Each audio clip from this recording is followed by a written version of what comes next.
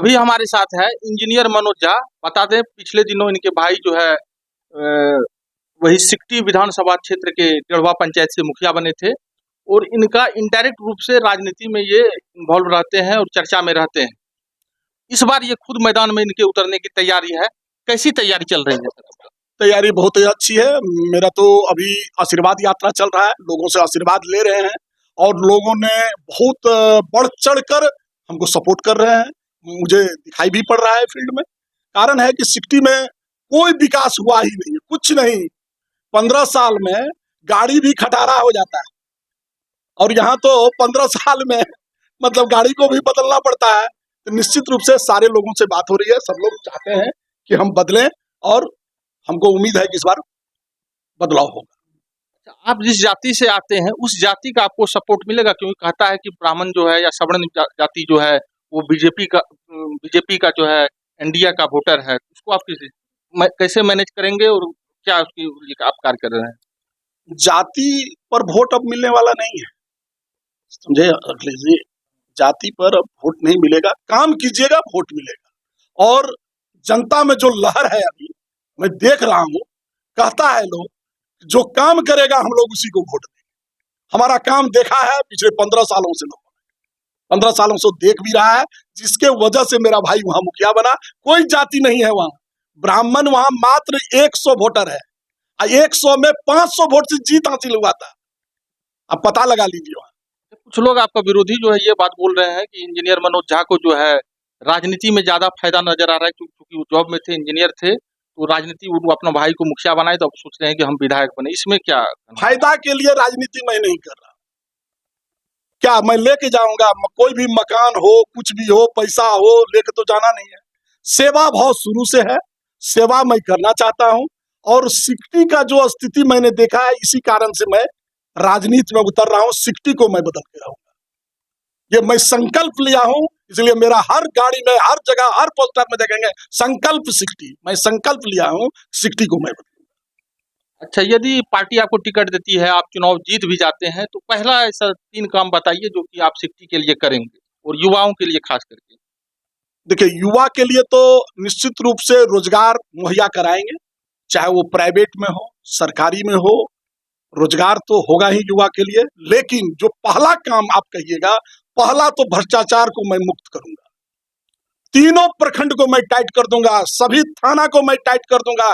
कहीं घुसखोरी नहीं होगा। ये नहीं कि 200 रुपया दो उसके बाद मैं FIR दर्ज करूंगा, ये सब नहीं चलेगा मेरे राज में।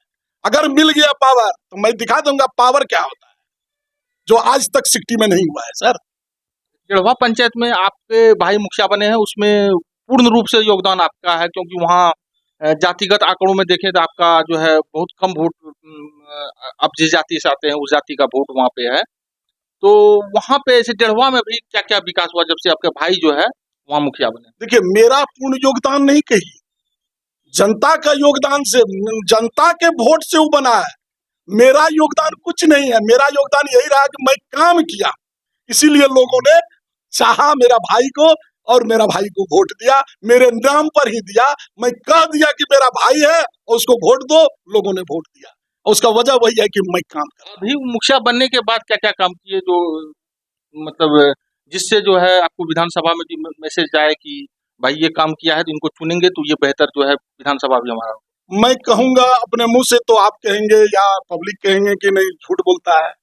वहां खुद जाइए, पता लगाइए कि मेरा भाई क्या किया है। मेरा भाई एक काम जरूर किया है, एक पैसा किसी भी गरीब से नहीं लिया, किसी से नहीं लिया।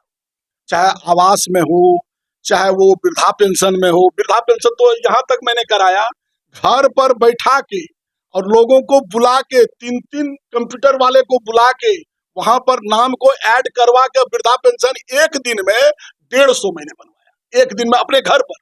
उसमें मैं भी उपस्थित था, मुखिया भी उपस्थित था। अच्छा, हाल में अभी अनुराग कश्यप का बयान, वो ब्राह्मण को लेकर काफी विवादित बयान जो दिया वो चल रहा है, उसमें हॉस्पिटल में चाहे जिसका भी पैर पकड़ना पड़े। स्वास्थ्य शिक्षा के क्षेत्र में सिकटी काफी पिछड़ा हुआ, अभी तक जो है मूलभूत सुविधाएं वहां नहीं पहुंच पाए। उस और आपका क्या कदम रहेगा आप यदि जीतते हैं, विधायक बनते हैं तो? देखिए, स्वास्थ्य के लिए तो मैं सोच रखा हूँ, मेरा पूरा ग्राफ बना हुआ है कि सिकटी विधानसभा के लोगों को पटना नहीं जाना पड़ेगा। एक बड़ा हॉस्पिटल बनाने का मेरे मन में है, मैं बनवाऊंगा। स्वास्थ्य मंत्री का पैर पकड़ के होगा, जैसे भी होगा मैं वहां एक बड़ा हॉस्पिटल बनाऊंगा।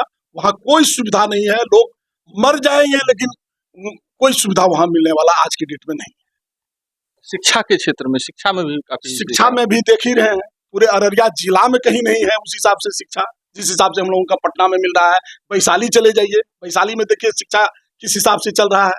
हम लोगों को यहाँ कोई मूलभूत सुविधा शिक्षा में नहीं है। शिक्षा के लिए भी मैं बेहतर काम करूंगा और नीचे जड़ से लेकर ऊपर तक के शिक्षा की व्यवस्था हमारी सिकटी में हो, चाहे वो टेक्निकल शिक्षा हो, चाहे वो प्राइमरी एजुकेशन हो, हायर एजुकेशन हो, इस सब को हम सुधारेंगे। स्वास्थ्य क्षेत्र में एक आपका काम देखने को मिलता है कि एम्बुलेंस जो है आप दिए हुए हैं, क्योंकि सिकटी विधानसभा के या सिकटी प्रखंड का ये आपका लेकर जो है एम्बुलेंस पटना और पूर्णिया जाके लोगों का वो कैसे वो आइडिया आया और कब से ये काम आप कर रहे हैं?